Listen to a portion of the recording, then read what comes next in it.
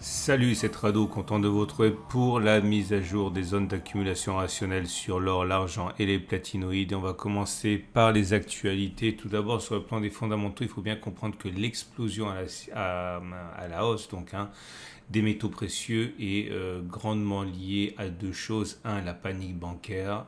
S'il y a quelque chose que les investisseurs n'aiment pas, c'est le doute. Et s'il y a quelque chose qui permet de se prémunir du doute, c'est d'accumuler de l'or. Et cette fois-ci, n'a pas changé la donne. L'or a largement profité de la panique à laquelle on a assisté en reprenant très rapidement le terrain perdu depuis les plus hauts récents. On avait perdu un peu moins de 5%, on en a regagné 8% en moins de temps qu'il a fallu pour descendre et c'est complètement normal, c'est l'or. Deuxième chose à laquelle est liée l'augmentation des métaux précieux, c'est le fait que si effectivement les difficultés économiques, réelles, fondamentales devaient s'accentuer, eh bien les banques centrales ne pourraient pas continuer leur politique agressive de taux et donc à partir de là l'inflation pourrait revenir et l'or en profite. Donc ce sont ces deux éléments sur le plan des fondamentaux qui dictent à court terme l'évolution de l'or et la réaction épidermique surtout des métaux précieux. Au niveau des actualités, j'ai trouvé trois choses pour vous que j'ai isolées. La première, formidable épisode numéro 2 sous la plume de Yannick Colleux pour mon partenaire L'Or et l'Argent vers un nouvel ordre mondial et petit à petit les pièces manquantes s'additionnent. Bref, très intéressant, très bien fait, très documenté. J'invite vraiment à regarder ce deuxième épisode pour comprendre ce qu'il y a en dessous de la progression de l'or, les raisons géopolitiques, économiques et politiques. Vous trouvez le lien juste en dessous de la vidéo. Deuxième article que j'ai trouvé pour vous, une très belle synthèse. Bon, ça va sans dire, mais ça va mieux en le disant. Il faut quand même savoir que les banques centrales ont accumulé de l'or à un rythme jamais vu depuis 70 ans, avec une progression des réserves acquises par les banques centrales, les réserves officielles bien sûr, de 70 milliards d'or, d'équivalent or, au premier rang desquels les pays émergents, donc notamment la Russie, la Chine, l'Inde, l'Égypte, la Turquie. Mais évidemment, ce n'est que théorique, et enfin non, c'est pas théorique, c'est officiel, et la réalité est bien autre, notamment lorsqu'on pense à des pays producteurs d'or qui ne comptabilisent pas ce qu'ils gardent pour eux. On pense bien sûr à la Chine et on pense bien sûr à la Russie. En tout cas, pour l'instant, ça va dans le sens de la dédollarisation notamment. Troisième article que j'ai trouvé pour vous très intéressant, c'est celui de Money Week qui explique pourquoi le platine pourrait doubler en valeur. Alors, il le dit clairement, c'est pas la peine de rêver, c'est pas pour demain ni pour après-demain, mais il faut savoir que le platine est plus rare que l'or, qu'il se négociait beaucoup plus cher que l'or il y a encore quelques mois. Et là, on se retrouve à un cours qui est en dessous de l'or et il suffirait que la demande reprenne, notamment vigoureusement, et c'est parti pour, avec la réouverture et la fin de la politique zéro Covid de la Chine.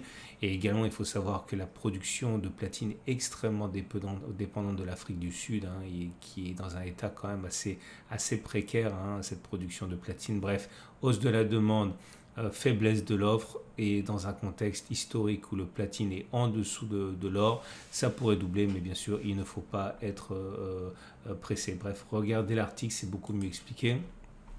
Et dernier article, c'est en fait un gros plan sur la OZ, le nouveau produit au coffre, l'or zéro empreinte. Bref, je mets la vidéo à la fin de cette vidéo-ci et vous retrouvez évidemment tous les articles que j'ai mentionnés en dessous de la vidéo et sur mon site. On passe aux zones d'accumulation rationnelle. Et je l'ai dit, on va commencer par l'or libellé en euros. Et regardez l'explosion à laquelle on a assisté depuis les plus bas inscrits. Alors attendez, c'était le 28 février, ici. Donc on en est à plus, attention on parle de l'or, donc c'est quelque chose qui est quand même assez, passez-moi l'expression, pépère, quasiment 10% de hausse en l'espace de quelques semaines. La précédente zone d'accumulation rationnelle, c'était la zone qui a été cerclée ici. La nouvelle zone d'accumulation rationnelle, bon, on n'y est pas naturellement, ce serait ici, 17,86, 17,83. Ancienne résistance qui a été cassée, qui a sans doute changé de polarité et qui permet effectivement de devenir support. Attention, rien n'est sûr, mais vous remarquez que ça se passe très très souvent comme ça. Je vous montre quelque chose d'assez similaire ici. Vous voyez, là, on avait une résistance. Ici, une fois qu'elle est cassée, on revient dessus et ça repart. Ou alors, qu'est-ce que je pourrais vous proposer ici? Voilà, sur grande échelle, résistance qui a été cassée, qui a changé de polarité, qui est devenu support. Et c'est d'ailleurs depuis ce niveau qu'on rebondit. Donc voilà, si on retourne chercher les 17,86, 17,83, ce serait zone d'accumulation rationnelle. Tendance de long terme haussière, tendance de fond haussière, croisement M50, M200 qu'on a mentionné à 100 ans. J'avais expliqué que statistiquement, c'est une bonne chose. Pour l'instant, on est en train d'y assister. Attention, il ne faut pas se précipiter. Je vous avais expliqué moult reprises il y a quelques semaines de ça qu'il est classique de consolider lorsque l'on connaît des hausses importantes. Et j'avais expliqué également que retracer 50% à 61,8% est classique. Comme vous pouvez le voir, on a monté violemment, puis on a retracé 50%, voire 61,8% avant de repartir. Il y a toujours des consolidations, hein, et si on n'a pas, c'est généralement l'annonce que la fin est proche, hein, dans une sorte de feu d'artifice final. Donc normalement, voilà, moi je comprends que ceux qui ne soient pas rentrés commencent à avoir des picotis dans les mains, mais il ne faut pas faire les choses n'importe comment. Il y a des zones pour acheter.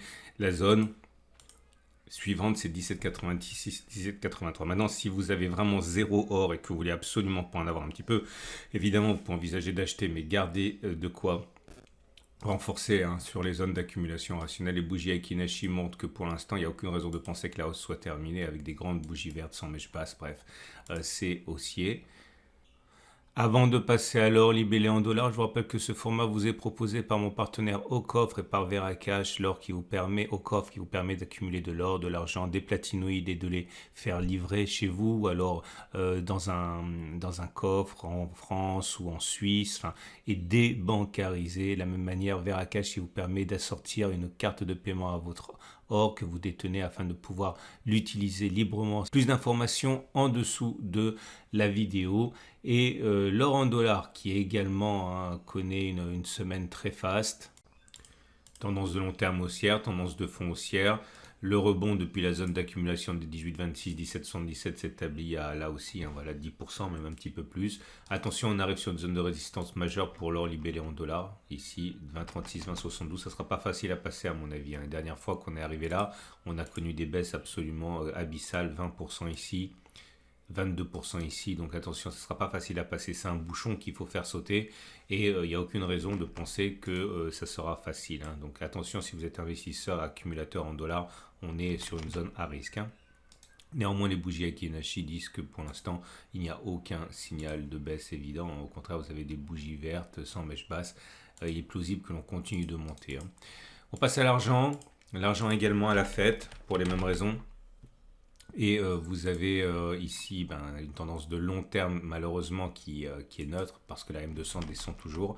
La tendance de fond également est neutre parce que la M50 descend toujours, mais on est au-dessus. Les précédentes zones d'accumulation rationnelle, c'était ici dans les obliques. Ah pardon, je te raconte n'importe quoi. J'en ai oublié une, elle est là. Et bon, vous voyez, on a progressé de manière très importante, hein, depuis la dernière zone d'accumulation rationnelle. Regardez, hein, 13%. Et là aussi, je vous avais expliqué que voilà, les marchés ne changent pas généralement suite à une hausse importante. Il y a des consolidations importantes. Et regardez, hein, depuis la progression que l'on a connue en août, on a dit que voilà, retracer 61,8%, 50%, c'était normal. Et vous voyez, on a retracé, hein, c'est complètement classique. On n'est pas sur zone d'accumulation rationnelle, vous l'avez compris, hein, on en a suffisamment profité préalablement, il ne faut vraiment pas se précipiter, hein. Donc les zones d'accumulation rationnelle précédentes ont été effacées, la prochaine est 18,8, 18,6 si on y retourne. Regardez l'or libellé en dollars, c'est la même chose, en mieux j'ai envie de dire, hein, puisque les États-Unis actuellement c'est un petit peu l'épicentre des difficultés actuelles. La progression depuis les plus bas s'établit à 14%. On se rapproche doucement de la prochaine résistance, 24,6, 21,2. On n'est pas sur zone d'accumulation rationnelle, hein. Les zones d'accumulation rationnelle, la dernière, elle était là, hein, 19,8, 19,6. Il y en a eu d'autres, hein, mais là, on n'est plus sur zone d'accumulation rationnelle. On pourrait éventuellement, si on est pressé, acheter un petit peu maintenant, mais il faut vraiment penser à renforcer plutôt que plus tard parce que vous avez déjà renforcé maintenant, hein. Donc voilà, ici par exemple 21,3, c'est zone d'accumulation rationnelle. Toujours la même chose, c'était une résistance, elle a été cassée, donc ça devient support. Bref, il n'y a pas de quoi se presser, ça fait 4 fois que je le dis, il faut vraiment que vous compreniez. C'est en se pressant qu'après on se retrouve dans une situation inconfortable à ne pas profiter des baisses. Donc soyez patient. Néanmoins, tendance de fond et tendance de long terme plutôt neutre, hein. On passe au platinoïde. Malheureusement, le palladium ne bénéficie pas de cet excès d'optimisme dont les métaux précieux profitent et bien au contraire, hein, depuis 4 jours, la valeur du palladium tombe. On est revenu sur la zone d'accumulation rationnelle des 13,23, 12,95. C'est celle des 12,06, 11,33 qui pourrait être plus à même d'intéresser les investisseurs de long terme à regarder la grande déception, hein, du palladium. On reviendra sur cette zone-là qui a été à l'origine de l'immense rallye engagé en 2019, hein, donc plus grand-chose à espérer, hein, dans l'immédiat. Regardez, hein, la hausse par rapport à cette zone a été finalement de 180%. On peut espérer qu'une réaction ait lieu sur cette zone des 12,06, 11,33 euros, tendance de long terme baissière, tendance de fond baissière. Et pour le palladium, mais libellé en dollars, malheureusement, c'est la même chose, hein. Pas d'effet d'entraînement de la part de l'or et de l'argent sur le palladium. Retour au contraire sur les zones d'accumulation rationnelle 13,95, 13,67. On peut espérer là aussi que les 13,50, 12,70 dollars intéressent davantage les investisseurs de long terme. Tendance de long terme baissière, tendance de fond baissière. Par contre, le platine réagit mieux. Puisque comme vous le voyez, hein, il y a eu c'est une semaine quand même assez positive, même si c'est pas aussi flamboyant. Depuis les plus bas, on a connu une progression de 7-8%, même 9% si on regarde ce qui s'est passé depuis le 15 février. C'est un peu plus haché, mais ça reste quand même pas mal. Malheureusement, tendance de fond baissière et tendance de fond et tendance de long terme baissière encore pour l'instant. Et pour finir avec le platinum en dollars, là le rebond est aussi significatif, même si c'est moins explosif, ça reste quand même pas mal du tout, on est à 12%. Malheureusement sous la M50, donc la tendance de fond est baissière encore, la tendance de long terme est neutre. Prochaine zone d'accumulation rationnelle, retour sur 923, 886. Voilà ce qu'on pouvait dire pour l'or, pour l'argent et les platinoïdes, avec des fortunes très diverses, mais globalement c'est une très belle semaine.